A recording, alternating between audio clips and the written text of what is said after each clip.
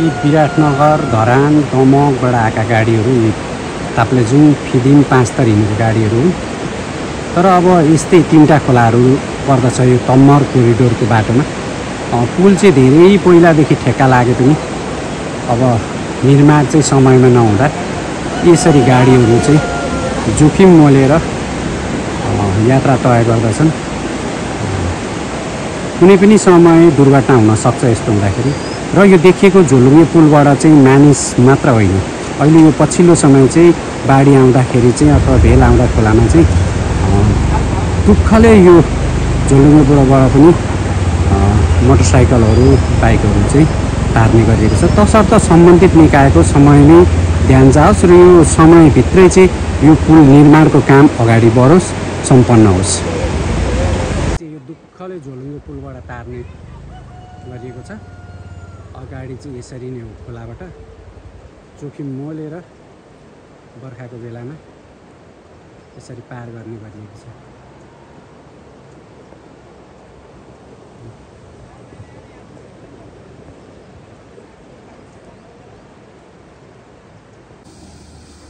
यो पुल नहुँदा बाइक चाहिँ यसरी झोलुङ्गे पुलबाट तार्नु परिरहेको छ।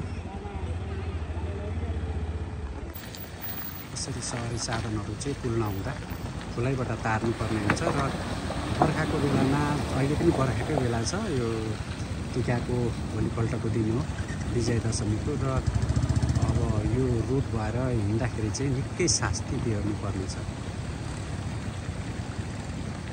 यो करिडोरको बाटो, तमर कोरिडोरको बाटोमा यो पुलहरू निर्माणको प्रक्रिया त अगाडि बढाएको छ, तथापि पनि धेरै लामो समय भयो।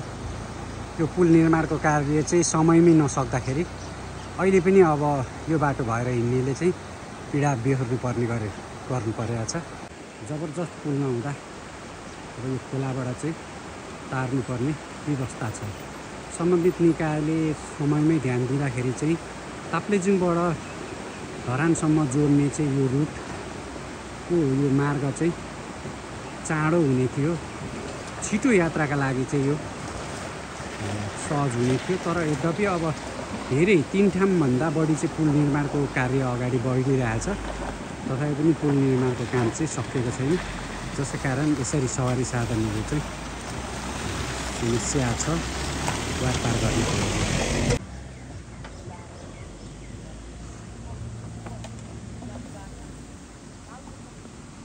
पुल नहुँदा यो शास्ति खोलामा निकै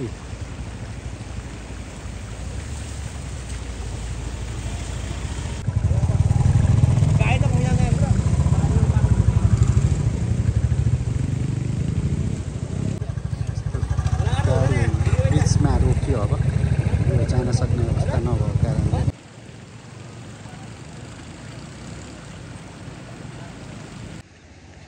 यो तम्मर कोरिडोरको हो सडक।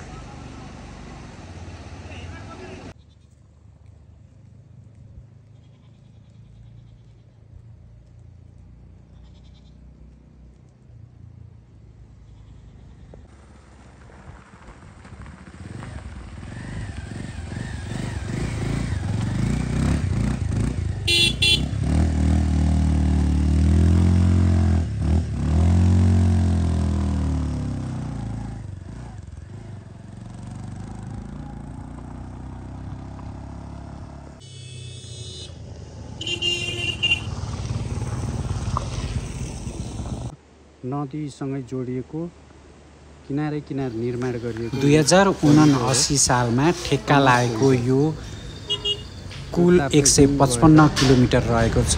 यो चाहिँ तराई हुँदै पहाड त्यसै गरी हिमाल ताप्लेजुङसम्म जोड्ने सडक हो र यो मेची कोरिडोरभन्दा लगभग 3 घन्टाको दूरी यात्रा तय गर्ने कम हुनेछ।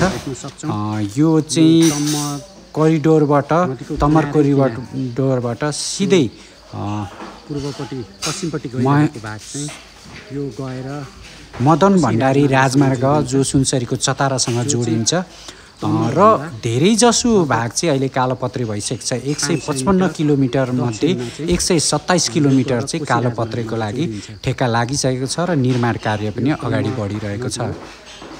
अब यात्रा सुगम त बन्दैछ, तथापि पनि अब यो पुल निर्माणको कार्य चाहिँ समयमै सम्पन्न हुने हो भने यस क्षेत्रबाट यात्रा गर्नको लागि चाहिँ सहज हुनेछ। त्यति मात्र होइन, यो पहाडी जिल्ला तथा हिमाली जिल्ला विकट क्षेत्रहरूमा सडकको पहुँच पुगेसँगै यहाँको चाहिँ आर्थिक गतिविधिहरूले पनि प्रशय पाउनेछ र यो क्षेत्रमा करिडोरमा अहिले धेरै होटलहरू खुलिसकेका छन्। त्यसकारणले पनि यस क्षेत्रको विकासका लागि पनि यो सडकलाई चाँडोभन्दा चाँडो सक्न आवश्यक देखिन्छ। यात्रा खास गरी सबैतिर भन्दा पनि 3वटा खोलामा चाहिँ जुन जसरी पुल निर्माणको अगाडि बढाइएको थियो त्यो चाहिँ समय सीमाभित्र सम्पन्न नगर्दाखेरि चाहिँ यात्रुहरूले निकै